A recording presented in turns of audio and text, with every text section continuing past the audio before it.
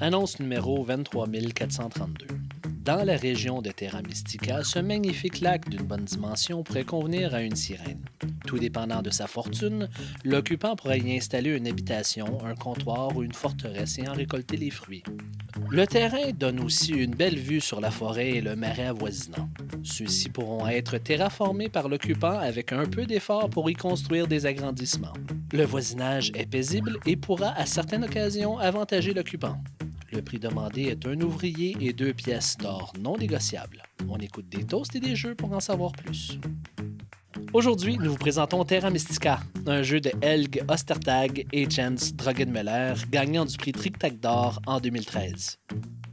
Dans ce jeu de conquête, les joueurs se glissent dans la peau d'une des races voulant faire de Terra Mystica leur nouvelle demeure. À chaque tour, les joueurs devront utiliser leur argent, ouvriers et magie pour agrandir leur territoire et construire des bâtiments au bon moment pour toucher le plus de points de victoire.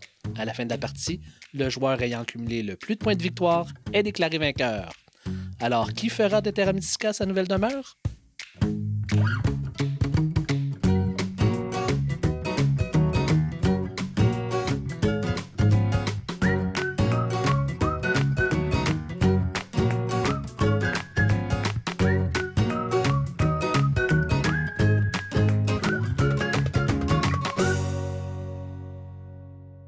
Patrick Sénécal, bienvenue à Des Toasts et des Jeux. Merci. On est fort heureux de t'avoir ce soir. Quel beau concept. Et comme on joue un jeu de grand déploiement, on t'a sorti notre deuxième table. Écoute, je suis honoré.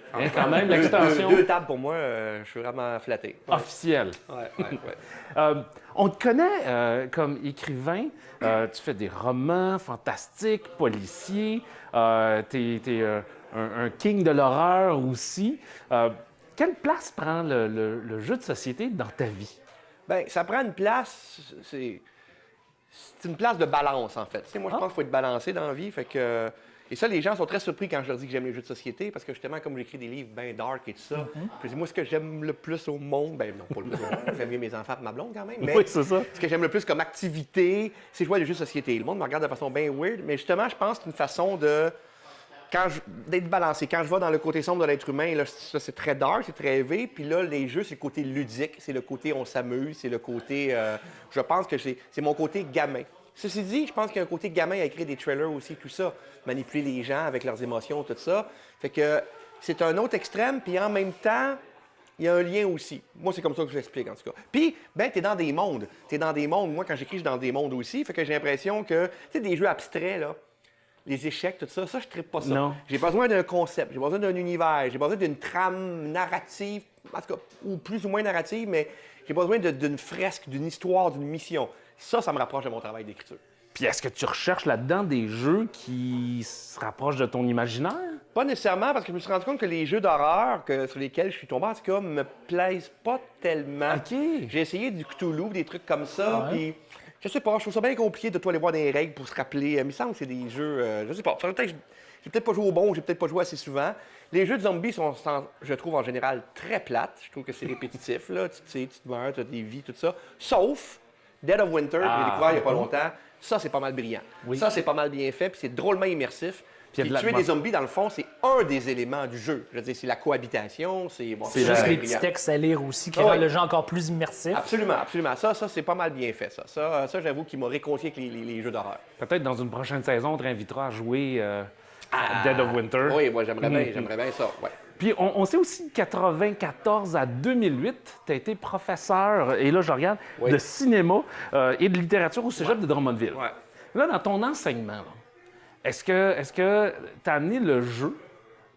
Pas vraiment, parce que j'ai pas trouvé de moyen, vraiment. J'enseignais la littérature. Le cinéma, j'aurais peut-être pu essayer. En fait, c'est pas vrai, tu viens de me faire penser à quelque chose. Oui. Je me rappelle que dans mon cours de cinéma, une couple de fois, j'ai amené, quand c'était la fin de session, des trucs de même, j'avais amené j'ai 2 jeux de cinéma chez nous, mais des jeux de questions. Là. Oui. Je me rappelle plus des noms. Le Cinématographe, qui est le jeu québécois, je pense. Puis un autre, là, dont le nom m'échappe. Et là, je posais des questions à mes étudiants pour pouvoir les connaissances générales en cinéma. Mais des jeux de stratégie comme ça, tout ça, non, j'ai pas pu amener ça, vraiment. Ça aurait été difficile, je pense. Je sais qu'il y avait un prof d'histoire qui faisait ça au cégep. Il y en a des jeux, Oui. tu sais, genre des jeux de la guerre froide, comment ça s'appelle, le Twilight Struggle, des Oui. trucs de même.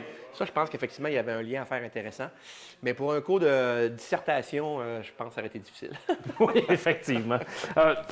Puis, bon, tu as plusieurs romans que tu as publiés. T'en verrais-tu un là-dedans, toi, qui s'adapterait bien en jeu? Oui, en fait, j'en verrai deux. Oh! Le premier réflexe que j'ai eu, c'est Alice, parce qu'il y a beaucoup de monde qui m'ont dit qu'Alice peut faire un jeu bien trippant. La fille qui arrive dans ce monde weirdo-là, puis qui a plein de places qu'elle visite, puis elle cherche la Reine Rouge. Le but serait de trouver la Reine Rouge. Bon, ça, des trucs comme ça. Mais il y a aussi Oniria qui serait intéressant, parce que ça se passe dans une nuit. C'est 4 prisonniers. Ça prend un beau jeu coopératif. 4 prisonniers qui sont pris dans le sous-sol. Et il y a des psychopathes qui font des rêves, et leur rêve devient réalité. Fait que j'imagine une espèce de jeu coopératif où il faut que tu as une nuit pour te sauver de sa maison-là. Il y a quelque chose de très ludique dans ce roman-là. Puis je me rappelle que quand je l'ai écrit, je l'ai vu comme un jeu de massacre aussi. C'est une espèce d'hommage au film d'horreur de série B. Puis peut-être qu'inconsciemment, il y avait le côté ludique en moi des jeux qui étaient là, mais ça pourrait faire un jeu, je pense, un board game qui pourrait être assez intéressant. Alors, message aux auteurs locaux. C'est lancé comme idée. Voilà. Tout d'un coup. Parlant d'atmosphère, replongeons dans la nôtre. Je Oui. pense que c'est à Robert de poursuivre. En plus, vous êtes tombé sur mon jeu préféré en ce moment. Et c'est un hasard, hein? Ils ne se sont pas consultés pour ça. Là. J'adore ce jeu-là. Fait que c'est vraiment génial. On tombe bien. Je suis bien content. Donc, on était rendu à Deuxième la tour. phase de payer. On se paye. Les incomes, On se c'est ça. paye. Fait que... Moi, je me fais 6 pièces.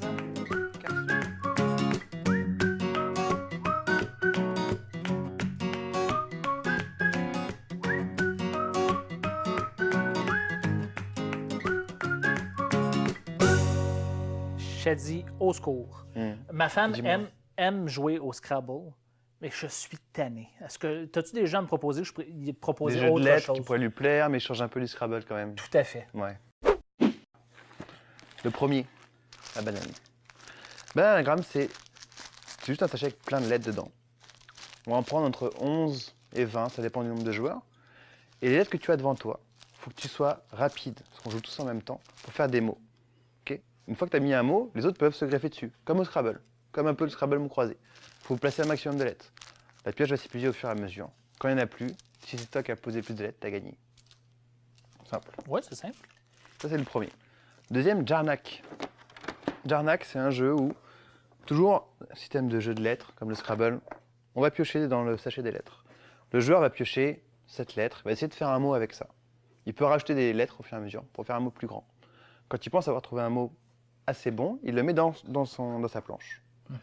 Si à ce moment-là, toi, tu as vu un autre mot, mais avec plus de lettres, hop, tu cries Jarnac et tu récupères tout son mot, toutes ses lettres, et tu les mets dans ta planche à toi. Ok, fais des anagrammes avec tes lettres, mais fais le meilleur. Parce que si toi, tu l'as pas vu et que l'autre l'a vu, il va te le piquer. Ok. Ouais. Le petit dernier, Octoverso. Octoverso. Il y a un joueur qui va se mettre d'un côté, forcément, puis le joueur de l'autre. Si moi, je vois aventure, toi, tu vois l'inverse.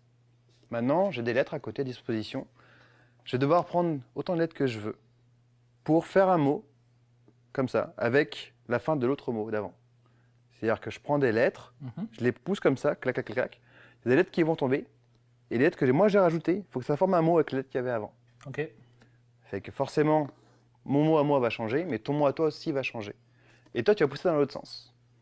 Donc à chaque tour, on va avoir des mots différents, puis des lettres différentes, par rapport à ce que toi tu as choisi, par rapport à ce que moi j'ai choisi. Et c'est tout. C'est fantastique. J'ai hâte de Avec montrer ça à ma femme. Merci. Bientôt. Patrick.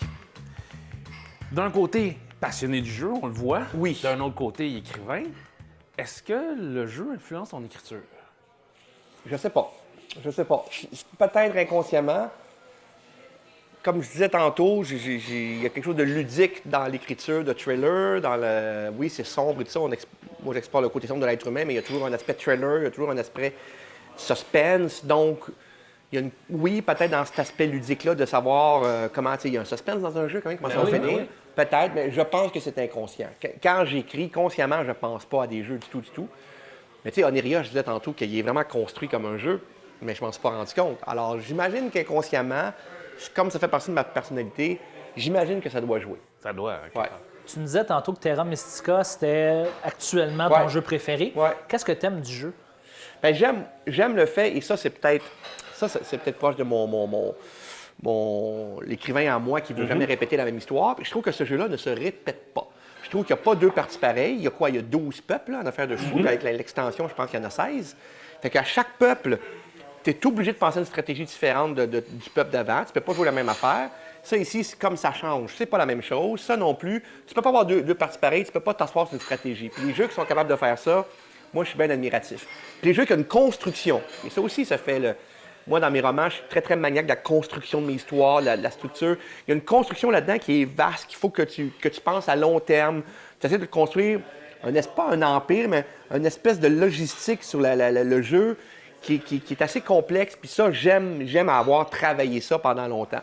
Fait que les jeux qui se rapprochent de ce genre de construction-là, j'aime bien ça. Puis y a-tu d'autres jeux, justement, où tu retrouves ce plaisir-là? Bien, on parlait tantôt, avant l'émission, on parlait de... Eclipse. Eclipse, je trouve qu'il y a un peu cette logique-là aussi. Tu as un empire galactique, mais il faut que tu passes par une technologie. Après ça, la technologie te permet d'aller acheter les trucs qui vont améliorer ton vaisseau. Donc, encore là, il faut que tu penses à plusieurs coups d'avance pour te construire une technologie qui va être assez complexe. Je trouve qu'il y a des liens à faire entre ça et Eclipse, même si c'est un univers complètement différent. Fait que oui, ce genre de jeu-là, j'aime bien ça. Puis toi, cette passion-là a commencé quand, la passion du jeu que tu as? Fait que quand j'étais petit, je jouais à des jeux, vers 10-11 ans, je jouais à des jeux, là, les Parker Brothers. Ouais. Tu sais, j'ai joué à tous ces jeux-là, puis j'aimais bien ça déjà.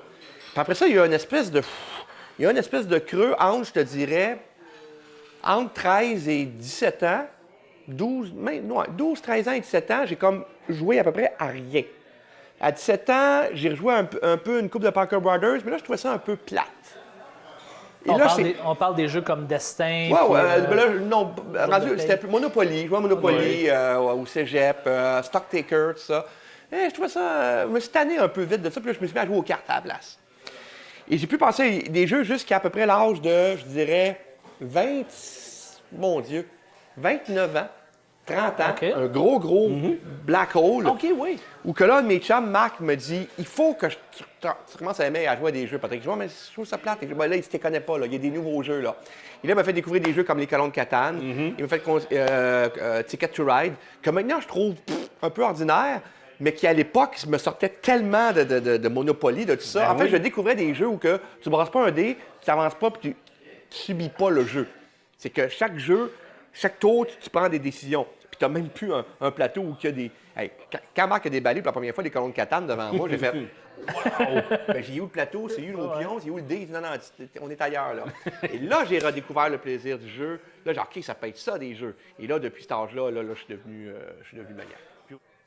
Bien, parlant de ça, on va repartir, je pense, sur notre prochain... Troisième tour. Voilà. Ouais. Et je crois que c'est moi qui vais débuter. Ça va faire mal. J'ai passé en On va premier. encore passer en premier. J'ai encore passé en premier. Ça, c'est la stratégie.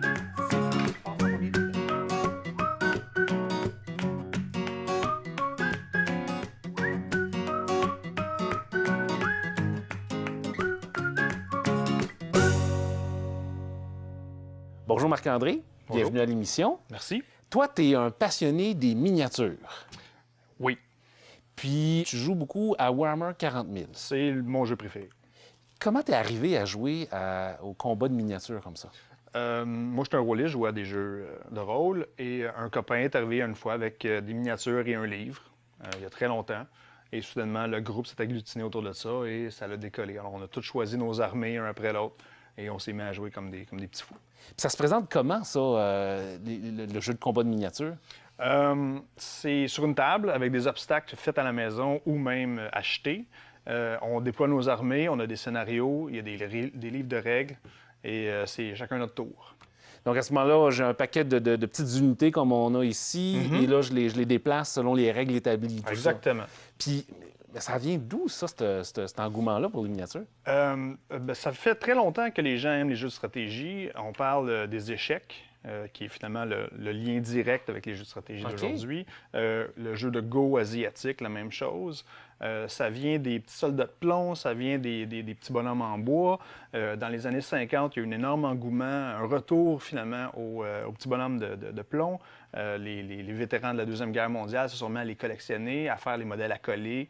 Et tranquillement, pas vite, les compagnies se sont développées pour offrir des produits finalement structurés.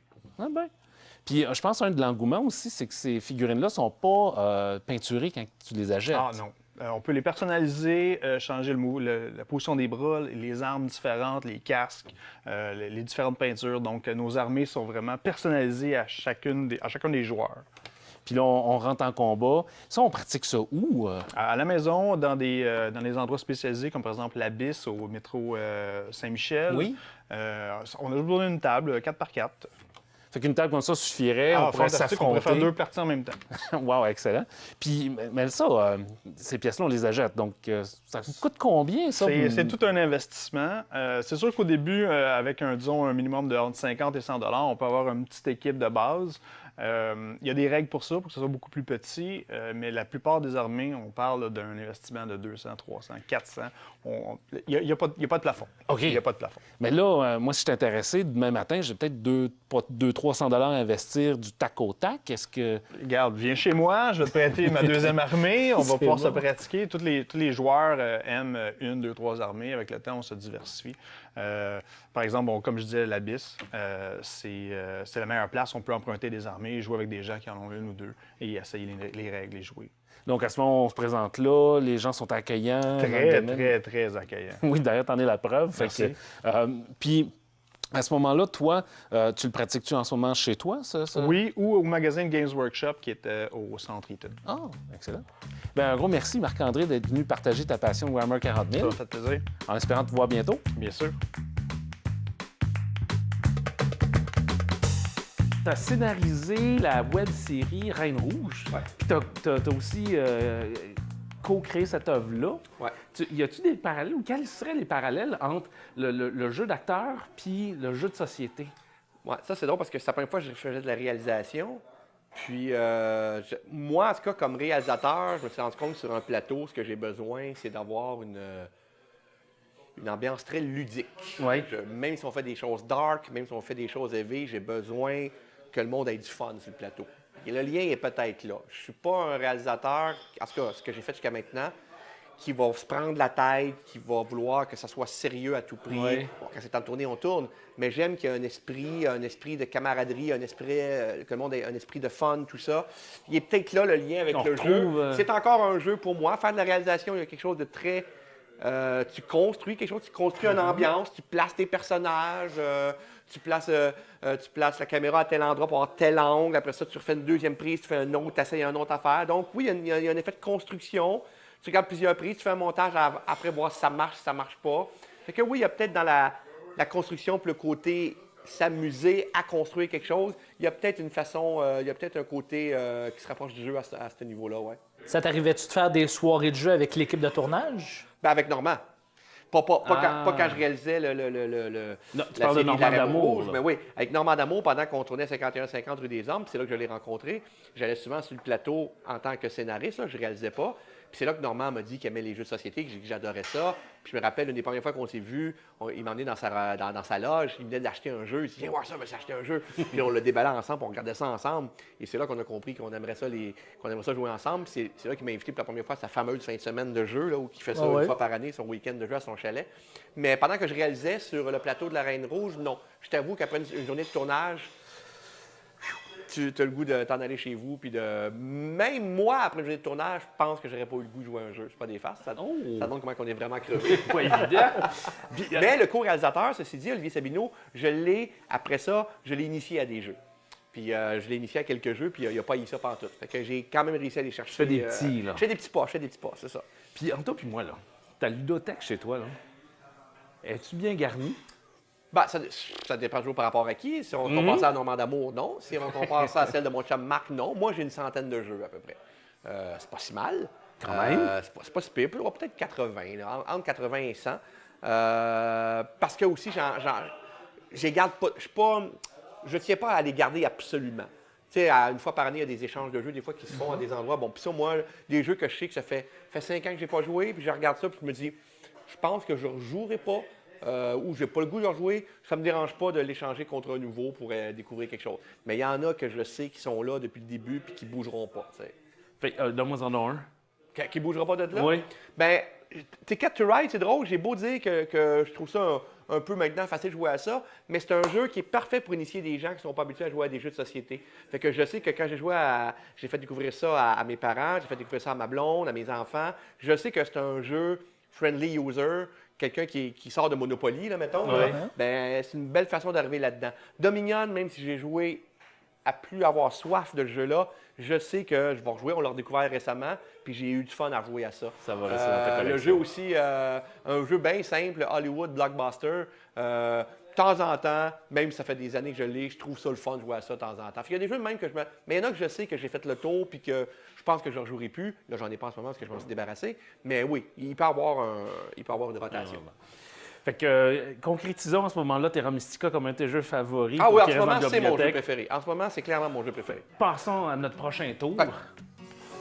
Donc, J'ai investi fort. On a pas fait ça ici, là. Ah, on n'a pas payé Nicolas.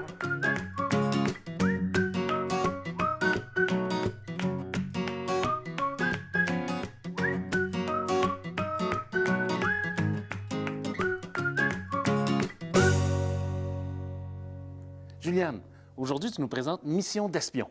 Oui, ma mission d'espion, c'est un jeu de chasse au trésor. Oh, Donc, vous êtes des espions et vous voulez désamorcer le coffre-fort. OK.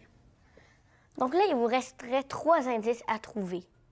Pour finir la chasse au trésor, vous avez déjà trouvé 5 questions. D'accord. on a Donc trouvé là- tout ça comme indice, là. Pas nécessairement, OK. mais une partie. Donc là, ce que vous venez de trouver, c'est table. OK. Donc, il y a quelque chose caché dans la table. C'est ça. Oh! Hé, hé. Je l'ai. Donc là, tu as trouvé une question OK. prends- Dans lequel il y a un indice. dans lequel il y a un indice. Tu prends l'indice, soulier. Soulier. Ah! Oh! Ça va sentir bon, ça, tantôt. Livre. Livre. Donc là, il faut que... Il y en a pas mal, les livres, ici. Non? Ouais. Ah, vous avez trouvé le coffre-fort. C'est la fin de la chasse au trésor. On a trouvé les 6 questions. Voilà. Donc là, je vais dire à un joueur à la fois de venir lire la question dans sa tête et de répondre à la question. S'il répond, par exemple, 5, Oui. il retirerait la petite Carte. plaquette, Oui. donc orange. Sinon, 6, il ne retirerait pas. OK, c'est comme faire assemblant si je coupais les fils Ouais. ou si on le gardait là. Si il est marqué vous retirez et c'est kaboum, vous avez perdu. Si c'est un crochet vert, c'est correct, on continue. Donc, ici, je vais lire à voix haute pour le bénéfice de tout le monde. Combien de pépins cet orange a-t-elle? Et là, j'ai une image d'un orange et il y a 1, 2, 3, 4, 5, 6 pépins. Et donc, dans la question ici, si je réponds 6, je ne fais rien. C'est ça. Donc là, on continuerait. Donc, vrai ou faux, le crayon est à la droite de la tablette numérique. Donc, ici... Ça, c'est difficile à... Stéphane, tu n'as pas le droit de répondre. OK. Donc, non, il est à gauche, fait que c'est faux. Donc, Oh, t'as raison. Donc, c'est correct. On continue. Et là, je l'ai encore à voix haute. Normalement, je garderai ça pour moi. Quel chiffre vient avant le chiffre suivant? 5. Donc, quel chiffre vient avant 5? C'est difficile. Je n'ai pas toujours réussi mes maths, mais je crois que c'est 4. Donc, je devrais retirer. on suppose qu'on enlève, on fait toutes les Tout le questions reste. comme ça. Ensuite, pour vérifier si on a gagné, Oui. on ouvre le coffre. Du bon côté. Oh! Si on a des crochets verts, s'il reste juste des crochets verts, vous avez gagné. Mais il resterait un kaboum, et là, À ça l'ouverture. allait exploser. Et on n'a pas de diamant. C'est ça. Excellent. Ben, merci, Juliane. De rien. Là, c'est hyper chaud. Avant de faire le décompte, j'aimerais te demander, moi là, si je suis une personne qui a jamais joué à des jeux autres que, mettons, le Monopoly, tout ça, là, c'est quoi ton argument ton argument massu pour me convaincre ou m'amener à vouloir jouer au jeu? Ben moi, ce que je trouve le fun, ben, je vais dire que premièrement, c'est pas un jeu que tu vas subir, que tu vas être dans le jeu, que tu vas avoir un impact dans le jeu, que c'est toi qui es maître de tes coups puis de tes...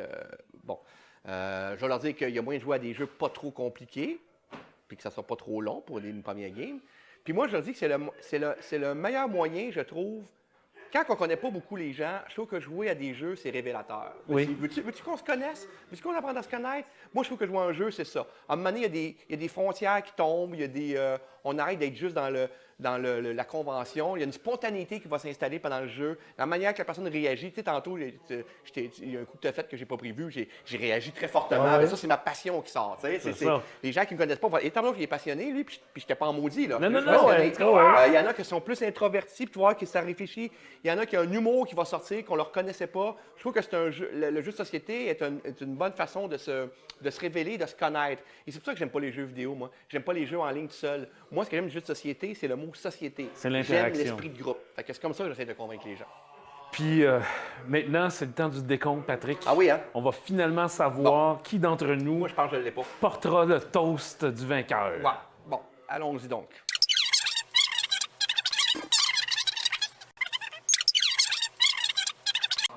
Trois pièces. Donc, t'as C'est un. 2 points, fait que ça me ferait 2 points. Là. J'ai pas une Ouais. scène.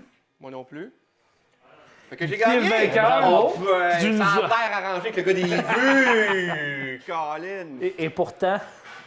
Ben écoute, pourtant- oui, c'était... Ah ben, félicitations, Patrick. T'as fini deuxième, finalement? Ouais, ouais, j'ai fini deuxième. c'est ça, Je c'est suis ça, bien c'est plus ça. belle, Non, là. non, C'est un jeu qui est c'est ça qui est équilibré, bien fait. C'est tout ça qui est dépendant brillant. vers quoi Exactement. tu t'enlignes. Mesdames Plein et de surprises, messieurs, plein de surprises. je me recycle dans d'autres sports. Mais non, il n'y a personne qui... Il n'y a rien de gênant dans ce Non, score-là. là. ce Je veux fut dire, extrêmement plaisant de ouais. perdre, en fait. C'est bien dit, ça. Donc, Patrick, comme gagnant, Je lève un tu, toast. tu Oui. lèves un toast. Ou tu lèves le... Oh, ben là, on a... Non, on parle de... On a fini les nôtres.